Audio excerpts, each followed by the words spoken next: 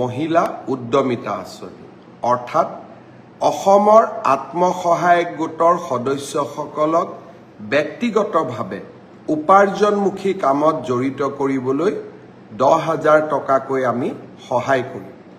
এই 10,000 টকাৰ সদব্যৱহাৰ হ'লে ভৱিষ্যতে আমি 25,000 টকা আৰু 25,000 টকাও উৎপাদনমূলক কামত ব্যয় কৰিলে ভৱিষ্যতলৈ বেংকৰ সৈতে 50,000 টকা। যেতিয়া মই এই আঁচনিটোৰ কথা কৈছিলোঁ, মহিলা সমাজে অত্যন্ত উৎসাহেৰে আগবাঢ়ি আহিছিল। আঁচনিটো ৰূপায়ণৰ নীতি নিয়ম পালন কৰোঁতে কিছু সময় লাগিলে। কংগ্ৰেছে উলিয়াই দিলে যে মুখ্যমন্ত্ৰী এনেই কৈছে, মহিলাসকলক ঠগালে, মহিলাসকলক পইচা কেতিয়াও নিদিয়ে। অহাকালি বিহালীত এই আঁচনিটোৰ আমি শুভ উদ্বোধন কৰিম।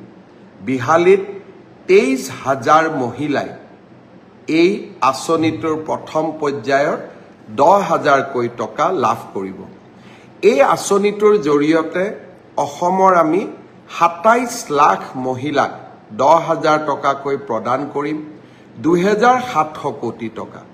আৰু নগৰ অঞ্চলতো 3 লাখ মহিলাক এই আঁচনি আমি প্ৰদান কৰিম, তাতো আমাৰ প্ৰায় 300 কোটি টকা।